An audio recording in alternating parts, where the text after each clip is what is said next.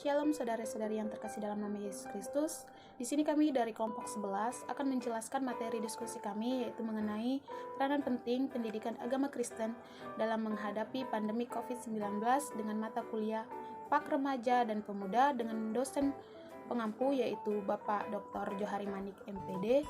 Di sini saya guru B semester 4 Prodi Pendidikan Agama Kristen. Perkenalkan, nama saya Sutri Natalia Nababan. Saya dari grup B dengan NIM 190101038. Shalom, nama saya Monika Pipiola Burbandia, NIM 1901011047, Prodi 4, grup B semester 4. Baiklah, yang menjadi rumusan masalah dalam topik pembahasan kami yaitu bagaimana seharusnya pendidikan agama Kristen yang diberikan oleh sekolah kepada remaja pemuda dalam menghadapi situasi pandemi di masa COVID-19 ini. Nah, sebelum itu saya akan menjelaskan yang menjadi latar belakang dalam topik pembahasan kami, itu mengenai wabah COVID-19 yang meresahkan di dunia ini. Ya, dalam topik pembahasan kami yaitu peranan pendidikan agama Kristen dalam menghadapi situasi pandemi COVID-19. Sebelum itu, saya akan menjelaskan yaitu mengenai apa itu yang dimaksud dengan pandemi COVID-19. Pandemi merupakan virus corona atau yang bisa disebut dengan COVID-19 memberi dampak yang luar biasa dalam lembaga server atau MSRC yaitu Saiful Mujari Research dan Consulting. Mereka di sini mengungkapkan bahwa pandemi tersebut sangat mempengaruhi perekonomian warga, masyarakat sekitar, ataupun pihak-pihak luar. Virus ini juga belum ditemukan obatnya. Dan pemerintah menganjurkan kita untuk divaksin ataupun mematuhi aturan 3M, yaitu mencuci tangan, memakai masker, dan menjaga jarak. Dan pemerintah juga menganjurkan kita untuk mengurangi aktivitas yang dilakukan di luar rumah agar memutuskan rantai penyebaran COVID-19. Penyebaran virus corona mengharuskan proses KBM atau kegiatan belajar mengajar dilakukan secara online karena dalam bertatap muka akan menyebabkan kelas-kelas virus yang berbahaya lagi. Arti semua lembaga pendidikan mulai dari tingkat PAUD sampai perguruan tinggi mengharuskan siswinya tetap berada di rumah dan melakukan proses belajar mengajar dengan memanfaatkan jaringan internet. Selain itu juga penyebaran virus corona ini mengharuskan kegiatan beribadah warga secara langsung. Bisa disebut kita harus beribadah secara online atau lewat situs-situs yang sudah disiapkan oleh pihak-pihak yang bertugas dalam keagamaan masing-masing. Selain itu juga penyebaran virus corona ini juga mempengaruhi kegiatan-kegiatan warga, baik kegiatan secara dalam pekerjaan maupun kegiatan-kegiatan yang lainnya. Karena penyebaran virus corona ini juga dapat membahayakan jika kita sering keluar atau berkomunikasi dengan orang yang sedang terpapar COVID-19 tersebut dan dapat menular baik dari secara lewat udara maupun lewat percikan dalam yang bisa mengakibatkan virus itu menyebar kepada tubuh kita. Selain itu juga pemerintah mengharuskan semua warga untuk melakukan beribadah di rumah, yaitu yang sudah saya jelaskan mengenai beribadah secara online baik dari fitur-fitur yang sudah disediakan dalam agama Islam, Kristen, Buddha, Konghucu, dan lain sebagainya. Hal itu bertujuan untuk memutuskan mata rantai penyebaran virus corona atau COVID-19 ini. Yang menjadi pertanyaannya adalah, apakah pandemi yang melanda masyarakat dunia ini harus membawa dampak negatif bagi peradaban dunia? Adakah pengaruh positif yang dapat dirasakan masyarakat khususnya untuk umat yang beragama dalam menghadapi wabah ini? Nah, di situ saya akan menjelaskan serta teman-teman kelompok saya akan menjelaskan mengenai pertanyaan-pertanyaan yang tadi. Baiklah, yang menjadi tujuan dalam masalah pembahasan kami ini yaitu bagaimana kita diharapkan dapat memberi kontribusi bagi warga gereja dan pemerintah dalam kebutuhan pendidikan agama Kristen dalam remaja ataupun pemuda. Kita sebagai orang yang percaya tentu memiliki seperti pandangan tersendiri mengenai pandemi COVID-19 ini. Melalui COVID-19 ini juga tentu kita membuat kita lebih mendekat lagi kepada Tuhan, dan sekalipun kita harus beribadah di rumah, sekalipun kita merindukan untuk beribadah bersama-sama dengan umat-umat yang ada di gereja, tidak menjadi kemungkinan kita untuk menjauh dalam persekutuan-persekutuan baik dalam bidang agama maupun secara umum. Dan jikalau kita sangat merindukan, baiklah kita untuk mengikuti ibadah kita secara online. Di situ kita juga dapat melakukan persekutuan tanpa harus bertemu. Di sini saya akan menjelaskan dalam bagian A, yaitu masalah virus corona. Dan kita tahu virus corona ini muncul pada tahun 2019, tepatnya di bulan Desember, dan virus ini juga telah mendunia dalam pihak-pihak negara, terkhususnya dalam negara Indonesia yang sudah meresahkan dalam kesehatan, karena virus ini dapat menjangkau bagian tingkat dewasa, remaja, pemuda, ataupun tingkat anak-anak yang dapat mematikan. Karena virus ini juga belum ditemukan obatnya ataupun dapat disembuhkan. Hanya saja virus ini sudah ditemukan untuk mencegah, seperti vaksin, ataupun kita disuruh pemerintah untuk menerapkan 3M, yaitu menggunakan masker, mencuci tangan, dan menjaga jarak.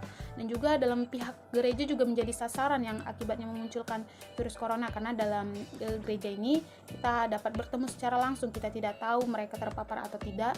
Jadi diusulkan dari pihak pemerintah agar setiap anggota warga jemaat diharuskan beribadah secara online, bisa dalam media secara virtual, baik secara Zoom ataupun YouTube dan media-media lainnya yang dapat beribadah secara online bersama warga jemaat dan tidak diharuskan untuk datang beribadah ke gereja.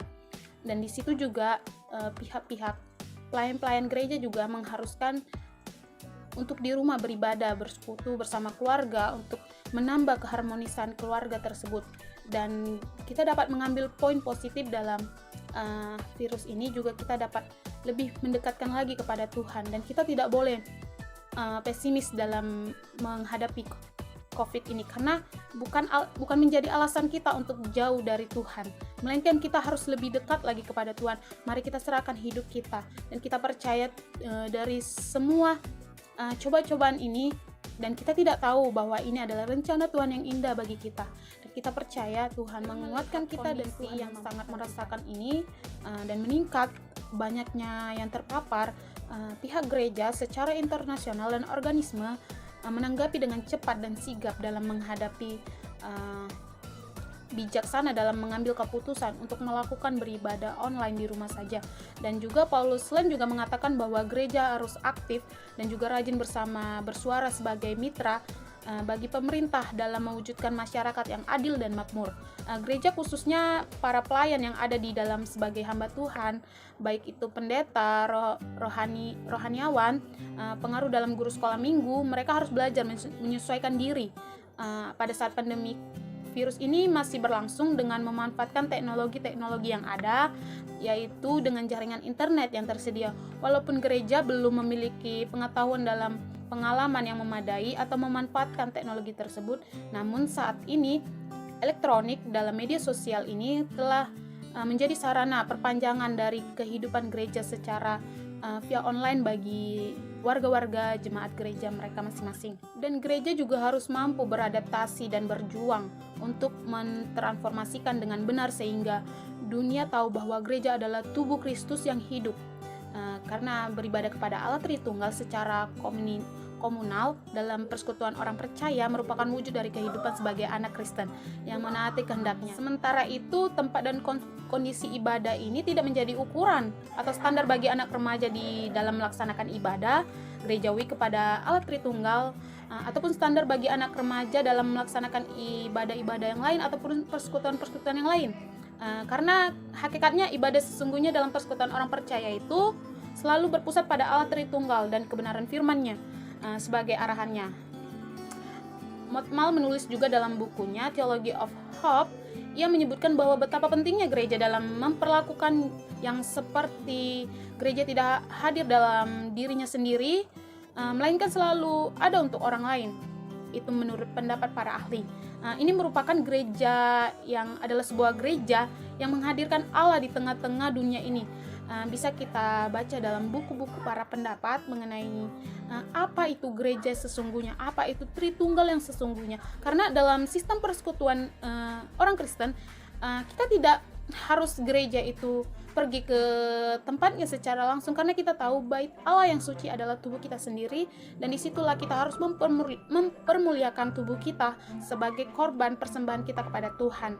Dan Alkitab juga mengatakan bahwa gereja bukan sekedar sebuah kenyataan pengetahuan, tapi gereja adalah hanya sekedar media atau tempat di mana kita untuk menjalin komunikasi kita kepada warga jemaat gereja dan menjalin komunikasi kita kepada Tuhan. Dan juga terdapat 3 elemen penting dari iman, yaitu notie atau pengetahuan, asensus atau menyetujui pengetahuan itu, dan difekunia menjadi pengetahuan dan persetujuan itu dalam budaya, guna, dan kehidupan. Baiklah, saya akan menjelaskan yang bagian B, yaitu isu-isu wabah corona bagi masyarakat. Salah satu persoalan yang selama ini dihadapi oleh masyarakat Indonesia adalah pluralisme, termasuk kemajemukan agama. Berbagai menjadi ciri masyarakat negara Indonesia sejatinya merupakan keindahan. Namun ciri khas ini tidak dapat menjadi potensi membahayakan keutuhan bangsa jika tidak dikelola dengan baik dan benar. Masalah yang kedua yang sangat dirasakan masyarakat adalah berkenaan dengan ekonomi. Penyebaran virus corona yang masih mendorong pemerintah di negara-negara terpapar harus memperlakukan peraturan membuat roda perekonomian tersendat. Pemerintah di seluruh dunia harus mengeluarkan dana yang sangat besar dikarenakan pandemi COVID-19. Sementara itu, banyak masyarakat yang kehilangan pekerjaan akibat pandemi ini. Kebijakan yang awalnya lebih menimbulkan pro dan kontra di tengah masyarakat dalam hal keagamaan. Dalam tayangan televisi swasta di Indonesia, ada beberapa yang melakukan kegiatan keagamaan yang secara bersama-sama dengan alasan bahwa ibadah secara atau berjamaah atau bersama-sama di rumah ibadah seperti gereja masjid hukumnya wajib, karena kewajiban tersebut merupakan salah satu perintah Tuhan yang tentunya lebih tinggi dari anjuran pemerintah. Situasi dipaparkan tersebut mendorong semua pihak gereja untuk memaknai secara cepat ataupun tepat. Baik, di sini saya akan menjelaskan tentang hakikat tujuan agama Kristen. Pendidikan agama Kristen sendiri itu merupakan usaha sadar dan terencana untuk mewujudkan suasana belajar dan proses pembelajaran agar peserta didik aktif mengembangkan potensi dirinya sehingga memiliki kekuatan spiritual dan keagamaan, pengenalan diri, kepribadian, kecerdasan, alam mulia, serta keterampilan yang diperlukan dirinya dari masyarakat. Setelah memahami arti pendidikan secara umum, maka perlu juga dipahami pengertian agama Kristen yang merupakan usaha bersaja dan sistematis, ditopang oleh upaya rohani dan manusiawi untuk mentamisikan pengetahuan, nilai-nilai, sikap, dan keterampilan di tengah masyarakat selaku iman Kristen. Baiklah, selanjutnya saya akan menjelaskan mengenai dasar teologi ibadah remaja dalam masa pandemi COVID-19. Suatu pemerintahan utama terdapat dalam Alkitab, yaitu adalah pemerintahan di mana kita harus diajarkan untuk saling mengasihi terhadap Tuhan kita dan saling mengasihi sesama kita. Bisa kita baca dalam kitab Ulangan pasal yang ke-6 ayat 4-9. Baiklah, selanjutnya berbicara tentang orientasi pendidikan agama Kristen, maka kita harus menjadikan Allah dan Alkitab sebagai orientasi. Yang pertama mengenai Allah sebagai pusat atau bisa disebut dengan theostris. Pendidikan agama Kristen harus berpusat kepada Allah yang ada pada Kristus. Semua kebenaran adalah kebenaran Allah atau all three is God truth. Oleh karena itu, semua kebenaran Allah juga harus diterapkan pada kehidupan kita. Dan yang kedua itu mengenai Allah sebagai pusat juga bisa dikatakan dengan Bible centris. Banyak hal yang dilakukan oleh generasi saat ini yang mengandung unsur kekerasan baik sejak kecil sudah dicekoki atau bisa dilakukan gitu oleh kebenaran yang mengandung unsur kekerasan, di mana unsur-unsur setiap budaya ini bisa hilang atau gambaran tentang seorang anak diimplementasikan bagi negara, dan terutama bagi orang tua sudah mulai hilang mengingat kondisi yang secara adil dan baik ini menerima pendidikan yang layak dan menerima bimbingan yang terus-menerus. Kristus yang menjadi sandaran atau tolak ukur adalah hal yang harus ditanamkan oleh para sedia pembimbing, dan karena melalui Kristuslah kita mengenal kasih sesama, sukacita, damai sejahtera, dan budidaya roh yang lainnya. Dalam beribadah secara online di masa pandemi ini juga dapat memberi lonjakan yang cukup luar biasa, yaitu bagaimana setiap warga jemaat tidak hanya dari gereja itu saja, melainkan dari jemaat lain dapat mengikuti atau bergabung bersama, beribadah bersama di sosial media tersebut. Dan juga mengenai solusi dengan mengadakan ibadah online ini secara live streaming melalui media sosial yang ada di YouTube, Zoom, ataupun Facebook dan lain-lainnya. Kendala yang harus dihadapi ini ialah banyak yang dapat mempengaruhi bagi jemaat gereja, yaitu beberapa faktor. Di antaranya ialah yang pertama, kurangnya kesadaran bagi anak untuk mengikuti ibadah di rumah karena belum terbiasa, dan juga minimnya perhatian terhadap orang tua ataupun hamba-hamba Tuhan yang mengontrol berjalannya ibadah tersebut, dan juga kurangnya perhatian dan kreativitas guna guru sekolah minggu untuk menjangkau anak-anak remaja ataupun anak-anak sekolah minggu yang mengajar dalam bidang mereka. Setiap mekanisme ibadah yang dilakukan di rumah dilihat dari pandangan konteks saat pandemi COVID-19 ini dapat diterapkan sebagai hal yang penting. 3 hal penting dapat dilakukan dalam ibadah di rumah ialah teratur dan tertib dengan menghormati Allah yang hanya berpusat pada Kristus saja, dan seluruh firman Tuhan dalam seluruh tata ibadah yang disusun oleh gereja secara institusional, serta melakukan aktivitas ibadah seperti nyanyian pujian kepada Tuhan, berdoa, berfirman kepada Tuhan haruslah lebih disiapkan secara mendetail. Dalam situasi pandemi ini juga gereja sangat mendukung sepenuhnya upaya yang dilakukan oleh pemerintah sebagai wujud melaksanakan apa yang telah diperintahkan Tuhan dalam Matius 22 ayat 21. Begini firman Tuhan, baiklah kepada kaisar yang telah wajib kamu berikan kepada kaisar, dan kepada Allah yang wajib kamu berikan. Dan juga sebagai tanggung jawab melaksanakan kebaktian atau budaya sebagai terang dalam garam di Indonesia, gereja melakukan ibadah dari rumah atau worship from home bersama-sama dengan seluruh saudara seiman di seluruh dunia sebagai satu tubuh Kristus yang disatukan oleh Roh Kudus bagi kemuliaan Allah Bapa. Dan gereja juga di sini secara institusional telah mengeluarkan surat, bagaimana surat pengembalaan untuk jemaat maupun anak-anak di setiap institusi gereja sebagai pertanggungjawaban iman mereka dalam mengupayakan penghentian penyebaran COVID-19 tersebut. Salah satu hal penting yang dilakukan gereja ialah jemaat melakukan ibadah gereja di rumah masing-masing. Tindakan ini jauh lebih efektif daripada sekedar social distancing dan digunakan masker saat ibadah atau welcome. Dan Tom Drake memberikan nasihat rohani untuk gereja saat ini. Untuk pada pemerintah, fungsi keimatis gereja adalah mewartakan atau menyatakan suatu berita. Fungsi diakonis adalah untuk melayani mereka dalam kebutuhannya, sedangkan fungsi diakonis ini adalah untuk membentuk persekutuan, atau misi gereja adalah menjadikan meaning atau tersedia dengan cara memberitakan kabar baik dan pengajaran Tuhan Yesus Kristus sebagai jalan melayani umat dalam kebutuhannya atau sekuler maupun seklar, dan membentuk persekutuan profan maupun liturgis. Tentu dalam hal ini kita dapat melihat bahwa COVID-19 bukan penghalang bagi umat Allah untuk tetap datang beribadah kepadanya. Baiklah, yang menjadi kesimpulan dalam poin pembahasan kami ini yaitu dari uraian di atas sudah disimpulkan bahwa wabah corona atau COVID-19 ini memang telah menimbulkan berbagai keresahan dalam mendunia, baik dalam secara kegiatan maupun secara kegiatan rohani ataupun kegiatan rutinitas masyarakat. Namun demikian ada beberapa pengaruh positifnya yang dirasakan dalam kehidupan manusia, dan dalam pihak gereja juga merupakan tempat persekutuan orang-orang yang percaya kepada Yesus Kristus. Adanya pandemi COVID-19 ini tentu memberikan dampak negatif dan positif bagi sebuah gereja, terlebih bagi orang Kristiani. Namun dengan adanya COVID-19 ini kita diingatkan untuk lebih mendekatkan diri lagi kepada Tuhan. Walaupun ibadah harus kita lakukan di rumah dan melalui online, tentu ini menjadi pendorong bagi kita untuk lebih menguatkan iman kita, kepercayaan kepada Tuhan. Serta kami akan memberi saran juga bagi pembahas-pembahas dalam materi kami ini, yaitu tentu dalam hal ini kita dapat melihat bahwa COVID-19 ini bukan penghalang bagi umat Kristiani untuk tetap datang kepada Tuhan.